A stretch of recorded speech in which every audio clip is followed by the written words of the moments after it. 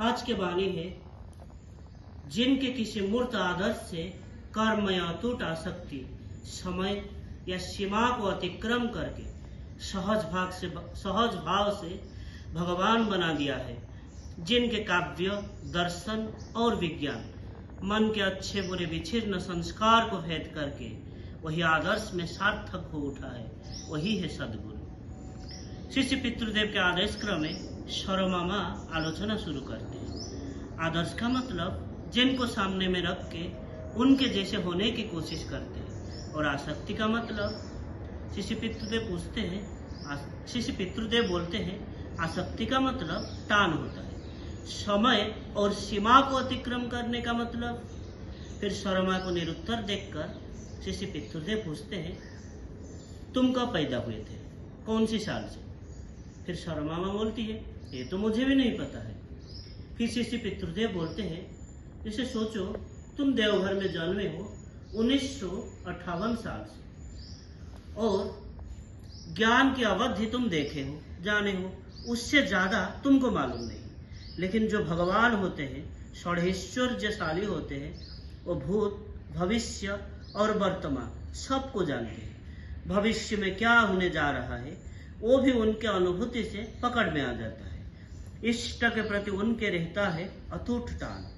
सिर्फ बातों की बात नहीं है, इष्ट की इच्छा पूर्ण में वही है भीमकर्मा। उनके शरण लेके उनकी भाव से अनुप्राणित होकर कितने लोगों की जो उद्गति होती है उसका कोई ठिकाना नहीं। अनेक वर्ष बाद भी वो होता रहेगा। सहज भाव से वो सभी के कल्याण और मंगल में व्रती है। इसके बाद श्री पितृदेव धीरामा को पूछते हैं, काव्य, दर्शन और विज्ञान का मतलब क्या है? धीरामा बोलते हैं काव्य का मतलब पद्य होता है। शिष्य पितृदेव बोलते हैं काव्य का मतलब पद्य साहित्य। सद्गुरु के भाषा ही काव्यमय होता है। और दर्शन का मतलब, फिर धीरामा बोलते हैं दर्शन का मतलब, शिष्य पितृदेव बोलते हैं दर्शन का मतलब तत्व ज्ञान। इंग्रजी में इसको कहते हैं फिलोसफी। फिर दर्शन का मतलब भक्ति भर से देखा भी होता है। और विज्ञान का मतलब विशेष ज्ञान। मन के अच्छे बुरे विच्छिन्न संस्कार कहने से क्या समझोगे? बहुत लोग बुरे काम भी मनुष्य अभ्यास के बस से या झुंग के बस से करते आ रहा है। और सद्गुरु मन के इस अच्छे बुरे संस्कारों को ठीक ठीक विन्यास करते हैं। उनके अनुशासन परिपालन के जरिए अभ्यास संस्कार में परिणत होता है। जैसे हम लोग प्रत्यह इष्टवृत्ति करते हैं, अभ्यस्त होने के बाद वो संस्कार बन जाता है, अगर ना करने से रह नहीं पाते हैं। और अनुशासन मूर्त आदर्श के साथ युक्त रहने से वो जीवन वृद्धि के सहायक और वह अर्थपूर्ण हो उठता है। वो सबको परिपूरित करता है, सबके काम में आता है। फिर कृपा सिंधुदा बोलते हैं, आज्ञा अच्छे बुरे संस्कार ओ कैसे सुसंबंध होता है। जैसे काली पूजा में बलि देने का विधि है। शायद मेरे घर में पूजा होता है और खासी बलि भी देते हैं। ठाकुर के दीक्षा ग्रहण करके पता चला ये बलि देना तो उचित नहीं है, तब क्या करूंगा? शिष्य पितृदेव बोलते हैं, ये क्षेत्र में ठाकुर के विधान अनुसार ही करूंगा, पशु बलि और नहीं दूंगा। ठाकुर को ग्रहण करके मेरा जब चैतन्य उदय हुआ, माँ पशु के रक्त कभी ग्रहण नहीं करती, इसीलिए पशु बलि ना दे के ही पूजा करने लगा। सब जिनिस, सब चीजें मैं ठाकुर की नजरिया से देखने लगा।